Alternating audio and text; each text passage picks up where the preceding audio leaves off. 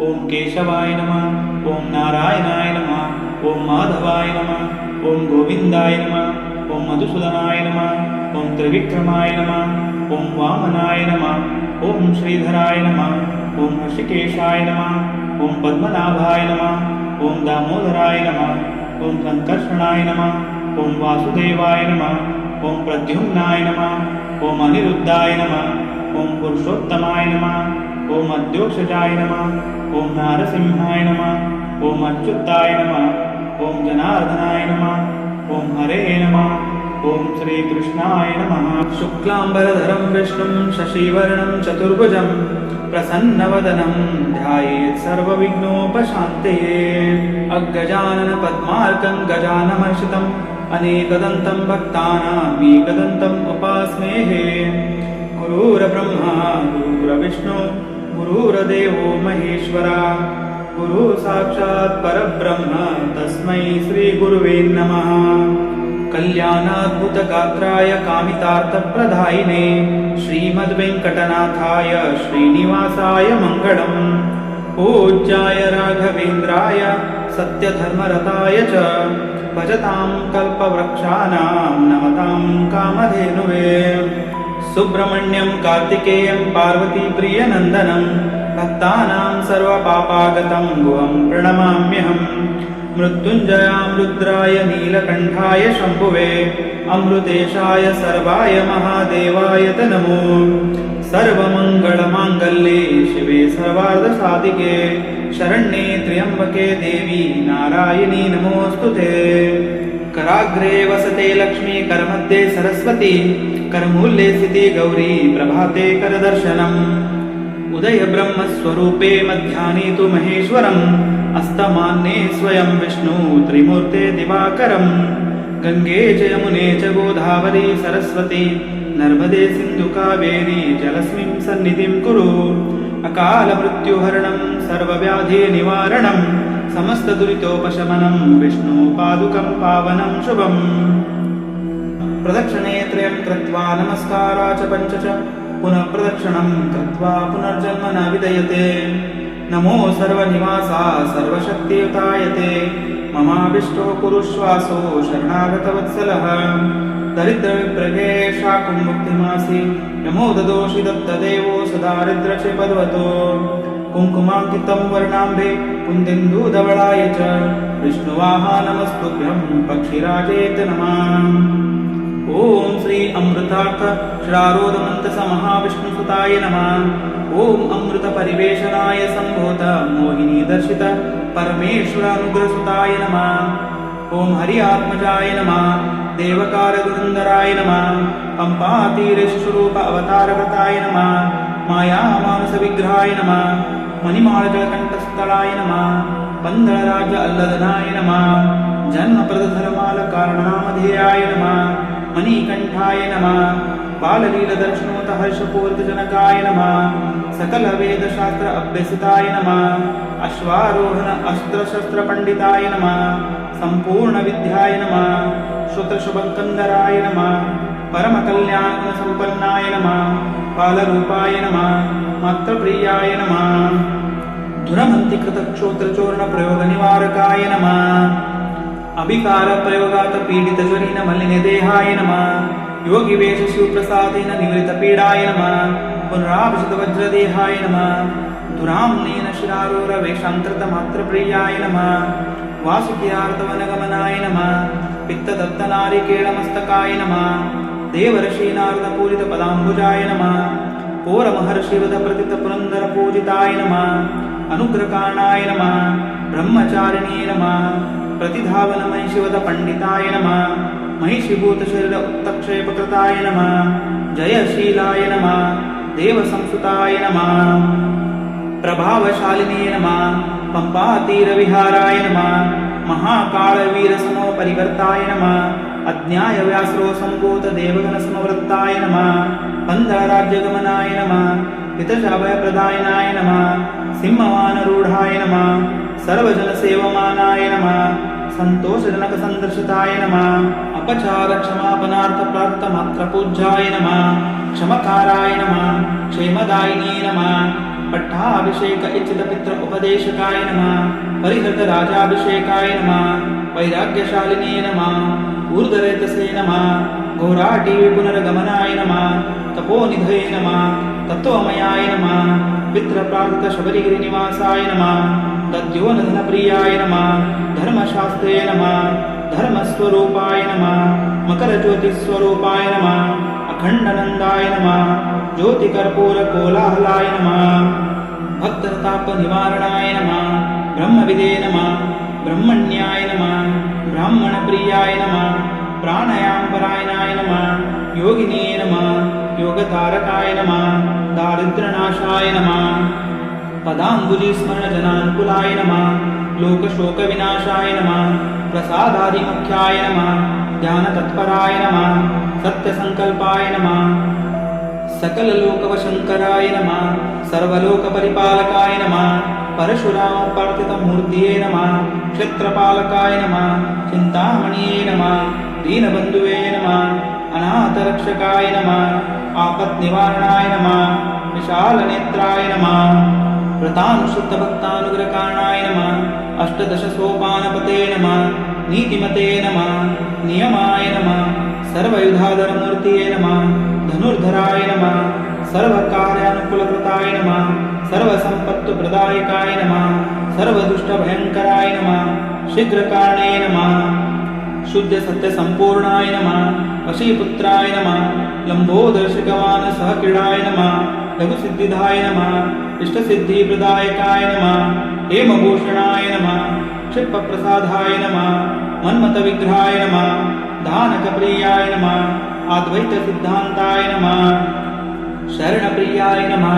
शरणवत्सलाय नमः जातिमतवर्णभेदिताय नमः शयाब्देशयनसुताय नमः नमस्कारप्रियाय नमः हरि आत्मजाय नमः श्री नानाविधि मंत्रपुष्पसमेत श्री हरि आत्मचरिताष्टोत्तरशतनामावली सम्पूर्णम् शुभं कैतु कल्याणम् आरोग्यं धनसम्पदा शत्रुबुद्धिविनाशाय दीपज्योतिमस्तु ते दीपज्योति परब्रह्म दीपज्योति जनार्दन दीपो हरिति पापानि सन्ध्यादीपं नमोऽस्तु ते ध्यायेदुमापति रमापति भाग्यपुत्रं वेत्रोज्वलितकलितं भस्पितराभिरामं विश्वकव्यस्य पुष्पं मृगाविनोदनं वाञ्छनरूपं फलदं वरभूतनाथनम् ॐ श्रीं श्रीं शिराय बलाय मृगाय धूं धूं ॐ भट् स्वाहा ॐ श्री हरिहरपुत्राय पुत्रलाभाय शत्रुनाशाय मदगजवाहनाय महाशास्त्रे नमो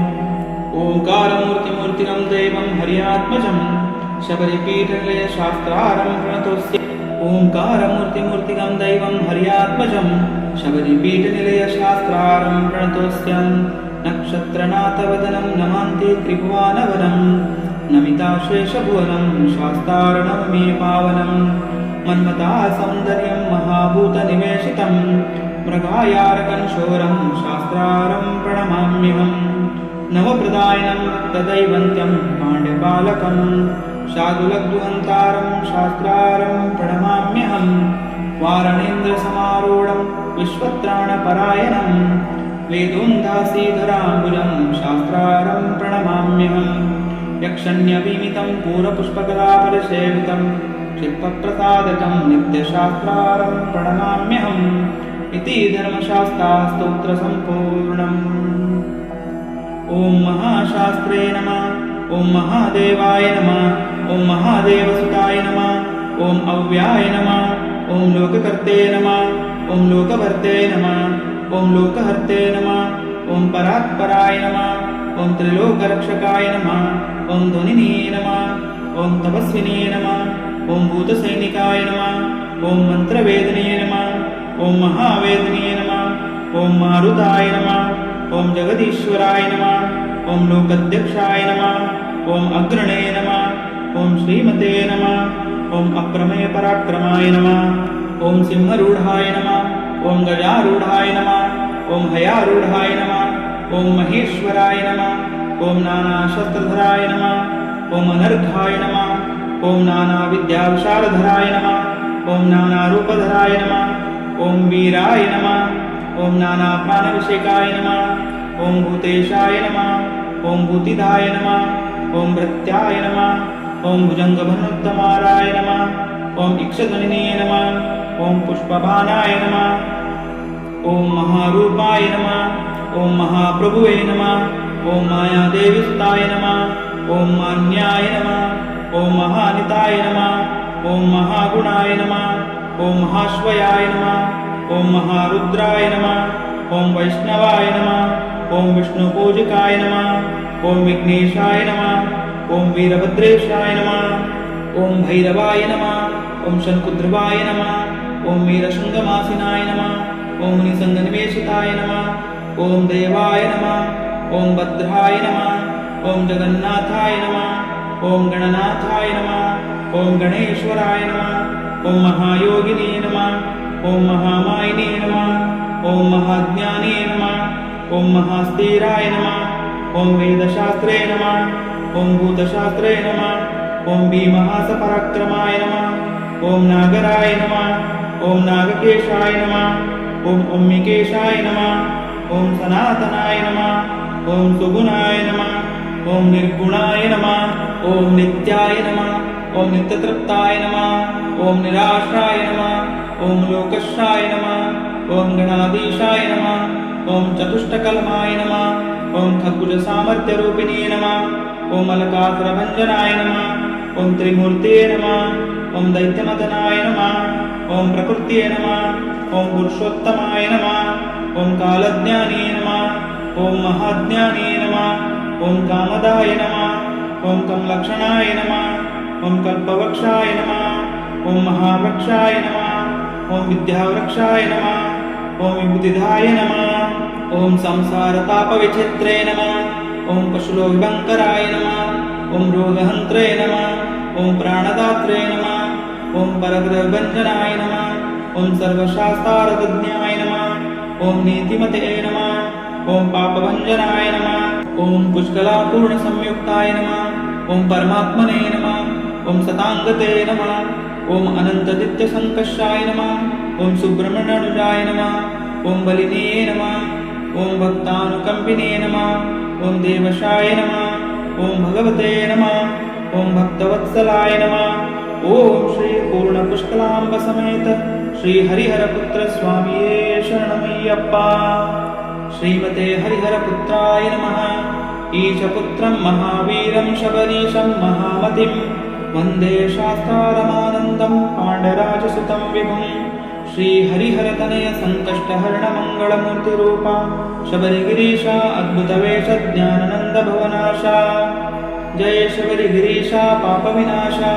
जयमात्मलोकविख्याता हरिपुत्रामितवल्लतेजा दिव्यस्वरूपा गुणगणसागरा महावीरविक्रमबलशाली सुमितदायका जय जयमान्या काञ्चनदेहा सुल्लतकेशा सुन्दररूपा मुनिगणपोषा विनायकसोदर विघ्नविनाशा प्रभुपादिशी त्रिजगविलासा शङ्करस्तश्रीनन्दन तेजोविलासपनितवन्दित विद्यासार गुणगणसारा लोककल्याणकरिवरवाहन मोहनरूपा मञ्जुळभाषा कीर्णभूषमहमहिमा श्रीमणिकण्ठमोहिनी बाला मैथिसंहार मन्दारा मृगाय रक्षितशास्तारशूरा मन्मथरूपा भूतारनाथा इन्द्रपूजिता सङ्गीतलोला भीमतेजा असुरसंहारा ज्योतिरूपा मोक्षदायका इरुमुडिप्रियने जय वीरा अष्टरूपा कष्टविनाशा अष्टदश सोपानप्रिया